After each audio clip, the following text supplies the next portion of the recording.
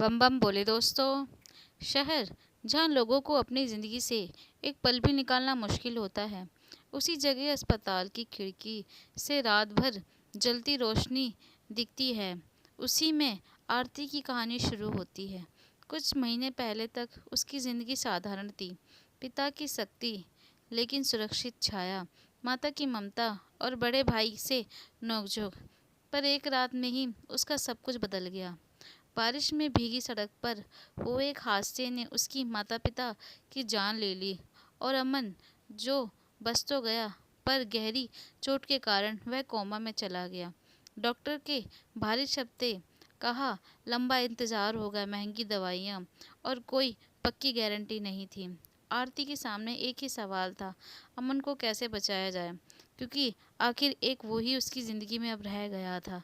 उसके दूर के चाचा चाची भी उससे मिलने के लिए आए, पर उन्होंने आते ही धीरे धीरे करके उसका सारा जमा पैसा और प्रॉपर्टी सब बेच डाली। वह बेचारी रोड पर आ गई थी। आखिर में उसने एक फ़ैसला लिया, वह नौकरी ढूंढेगी और किराए के मकान में रहेगी। धीरे धीरे करके वह अपने भाई का इलाज भी करवाती रहेगी।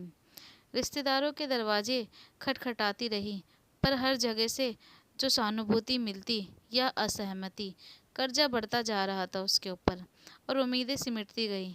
ऐसे ही एक दिन अस्पताल के बाहर बैठे बैठे वह नीमी धीमी आंखों से रोने लगी। उसकी नज़र एक अजनबी पर पड़ी, शांत सीधा साधा, आंखों में अजीब सी गंभीरता। उसका नाम था आदित्य। आदित्य ने उसकी पहली बातचीत अस्पताल के बारे में ही हुई थी। वह किसी काम से अस्पताल आया था। कुछ मुलाकातों के बाद दोनों के बीच बातचीत बढ़ गई। इलाज, शहर, जिंदगी में आरती ने कभी इतने दुख नहीं देखे थे जो अब उसे ये सहना पड़ रहा था।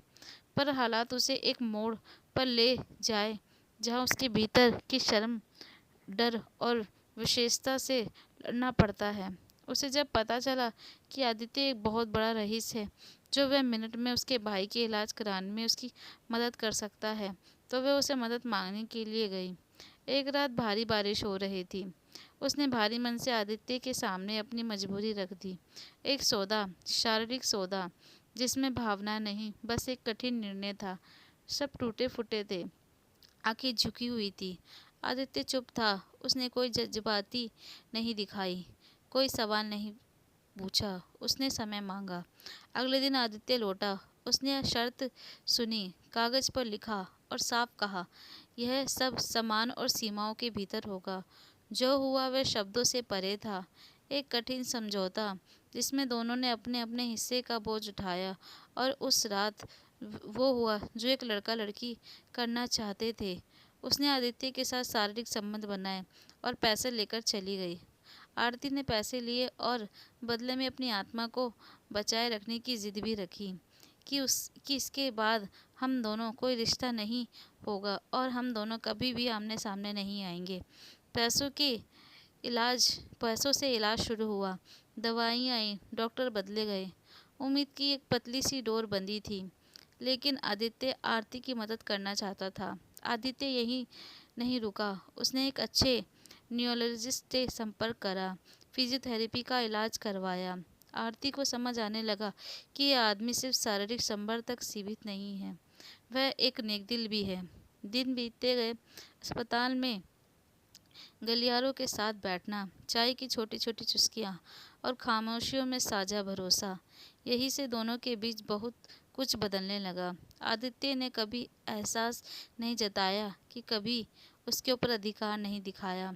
आरती ने पहली बार महसूस किया कि उसे कोई उसके दुखों के साथ भी स्वीकार कर सकता है, बिना शर्तों के।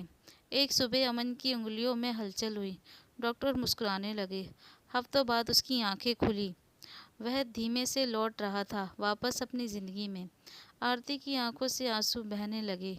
उस दिन उसने आदित्य को पहली बार गले लगाया, बिना गलत भावनाओं के, बिना हिसाब किताब के। अमन ने ठीक होने के बाद आरती के भीतर का बोझ हल्का हुआ। उसने सब आदित्य अमन को बता दिया और आदित्य के साफ साफ बात की। जो हुआ वह उसकी मजबूरी थी। आगे वह किसी बंधन में नहीं रहना चाहती थी। आदित्य ने उसकी बात सुनी और कहा, मैं भी यही चाहता हूँ कि तुम आज़ाद रहो। पर किस्मत को शायद कुछ और ही मंजूर था।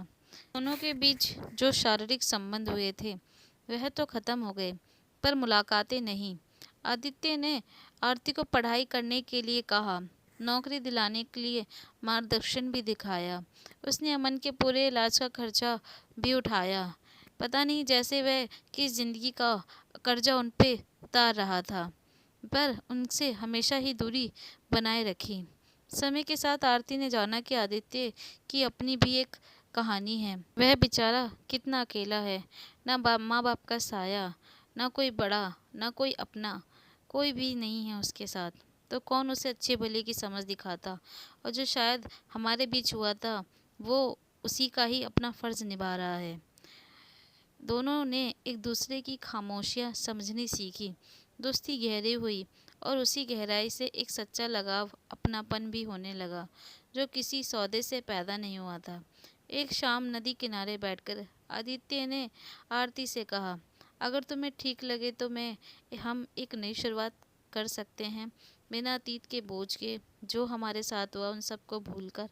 आरती ने देर तक आसमान को देखा, फिर मुस्कुराई और कहा, हाँ, क्योंकि ये हाँ का डर नहीं था, भरोसे से निकला था। आदित्य और आरती की शादी तय हो गई। शादी हुई, सगाई हुई। अमन ने खुद बहन का कन्यादान किया। फिर अस्पताल की वही रोशन खिड़कियां अब दूर थी, पर उनकी यादें उन्हें मजबूत बनाती थी। आरती जानती थी जिंदगी में उससे बहुत कुछ छीना है, पर उसे चुनने का हक भी दिया, और उसके करुणा, सम्मान और सच्चे साथ को चुना। यह उन दोनों की कहानी है जो मजबूरी में गलत मोड़ पर पहुंचे जाने वाले इंसान को एक सही भविष्य में नया मौके देने का अर्थ भी सिखाती है। अगर आप मेरे चैनल पर हो तो प्लीज़ मेरे चैनल को सब्सक्राइब कर लीजिएगा। कमेंट करके ज़रूर बताना आपको मेरी कहानी कैसी लगी। मैं नीता आपसे विदा लेती हूँ, फिर मिलूँगी अगली कहानी में। इसी तरह मेरी कहानी के साथ जुड़े रहिएगा। धन्यवाद।